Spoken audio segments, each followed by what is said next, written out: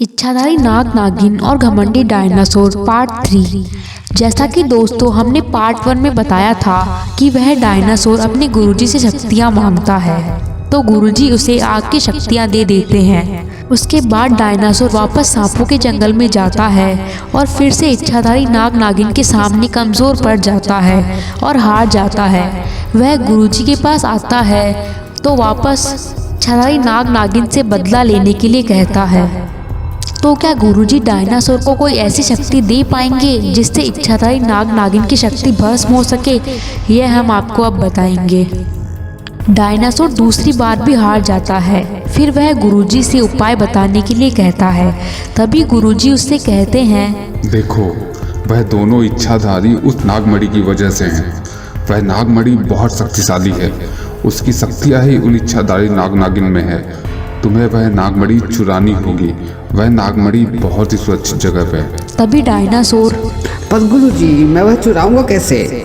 नागमणि की सुरक्षा में रहने वाले नाग को मारकर ही नागमणि हासिल की जा सकती है। पर तुम यह सब मत करो, इतना घमंड अच्छा नहीं है। पर डायनासोर गुरुजी की बात नहीं सुनता है और नागमणि की तलाश में निकल जाता है। बहुत कोशिश करने के बाद उसे सांपों के जंगल में एक चमकती हुई चीज दिखाई देती है। वह जाकर देखता है तो ये क्या, वह तो नागमणि थी, लेकिन उसकी सुरक्षा में 4 सांप बैठे हुए रहते हैं। तभी डायनासोर सोचता है कि इन नागों को अब कैसे भगाया जाए। तभी डायनासोर उन नागों पर आग बरसाने लगता है और उन सांपों को वहां से भगा देता है और नागमणि चुराकर वापस अपने गुरुजी के पास आ जाता है। गुरुजी उस नागमणि का हार बनाकर उसे पहना देते हैं और कहते हैं, जाओ वत्स, अब जब तक ये नागमणि तुम्हारे पास है तब तक वे डायनासोर अपना रूप नहीं बदल सकेंगे और तुम उन्हें आसानी से हरा भी सकते हो। अब वह घमंडी डायनासोर इच्छाधारी नाग नागिन से मुकाबला करने के लिए निकल जाता है।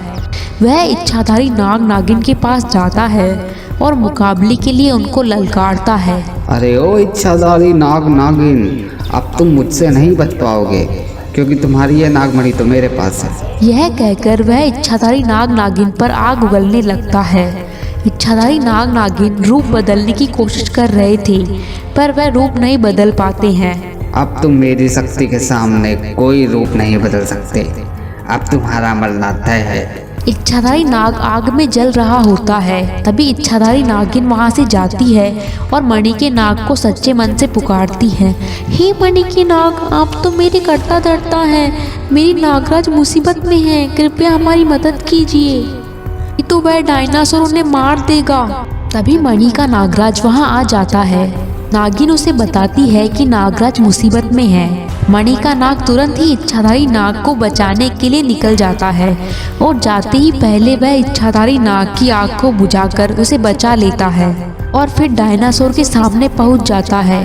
डायनासोर के सामने जाकर वह उस पर हमला करने लगता है और कहता है, तुम्हारी इतनी हिम्मत, तुमने नागमणि चुराई। अब मैं तुम्हें नहीं छोड़ूंगा। ये मणि वापस कर दो वरना अच्छा नहीं होगा। तभी डायनासोर, नहीं करूंगा वापस, ये हिम्मत है तो मुकाबला करके दिखाओ। तभी मणि का नाग अपनी जादुई शक्तियों से डायनासोर पर हमला करने लगता है और उसे मार गिराता है। डायनासोर मर जाता है और उसका घमंड चूर चूर हो जाता है। तभी मणि का नाग गायब हो जाता है। इच्छाधारी नाग नागिन उस मणि को वापस सुरक्षित स्थान पर रख देते हैं।